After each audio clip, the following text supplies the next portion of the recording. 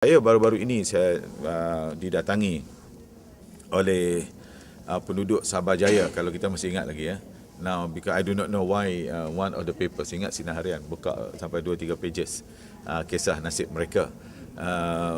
Walaupun kita sedia maklum masalah Sabah Jaya ini sudah pun berlarutan disebabkan oleh masalah teknikal dan walaupun ada pihak cuba menjuarai, jadikan isunya isu politik, dan termasuk juga tempoh 11 bulan yang diorang perintah pun diorang tak selesaikan juga masalah Sabah Jaya.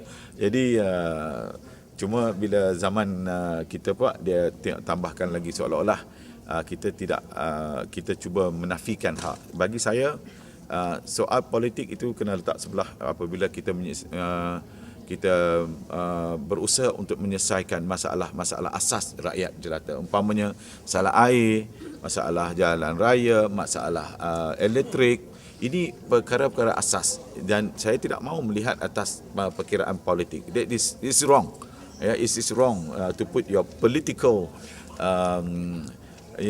inclinations to make any decisions on it, because I keep on saying this very clearly. Macam kes di Sabah Jaya itu ialah ia melibatkan masalah tanah di mana laluan nak untuk sampai ke tempat itu. Apabila mereka datang pada saya telah pun mengarahkan esoknya LAP telah pun mengambil tindakan pergi turun ke bawah melihat keadaan itu, keadaan yang dikatakan berlarutan sekian lama. Jadi proses kita berusaha untuk membuat proses membenarkan laluan paip nak sampai ke kampung, sebab antara kampung itu dengan laluan paip utama di tengah-tengahnya itu ada tanah persendirian. Saya ingat Datuk Damiri cukup maklum kawasan itu waktu dia jadi DO. Bukan, not because of we do not want to solve. I want to solve it because ini masalah asas rakyat, ya, masalah asas rakyat. Jadi tak kiralah dia sokong BN ke tak sokong BN, itu soal lain, ya.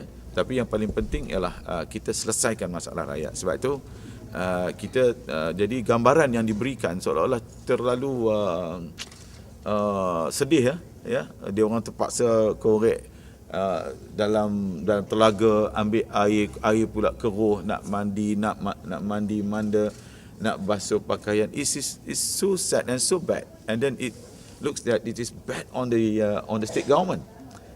Seolah-olah state government ni tidak buat apa-apa, sedangkan mereka pun datang jumpa saya waktu macam hari bertemu pelanggan yang lalu. Saya telah mengarahkan bila kita tahu sebelum ini pun dibangkitkan, masuklah dijadikan isu politik oleh bekas menteri besarnya, dan sebab tu kita tanya dia waktu dia jadi menteri besar dia buat apa. Dia kata dia orang sediakan takungan lah apa semua. Itu dia punya jawapan lah. Tapi itu kalau apa pun dibuatkan, yang paling penting ialah bagaimana kita nak mencari penyelesaian jangka panjang, penyelesaian kekal untuk penduduk di kampung Sabah Jaya. Saya harap perkara ini dapat kita selesaikan, dan saya sendiri tidak mahu melihat ada di negeri Perak ini orang masih menggunakan kena korek tanah nak telaga. Saya dulu betul waktu di Pangkor kami tak ada air, kami korek telaga. Sekarang masa itu sudah berlalu, kita kena bantu rakyat, ya. I think my position is quite clear. Walaupun saya tahu ada kalangan cuba memainkan isu ini juga, kerana nak menunjukkan buruknya kerajaan Barisan Nasional ini, buruknya kerajaan di bawah kepimpinan saya ni. Jadi ini tidak baiklah, ya. Ketika mana saya berusaha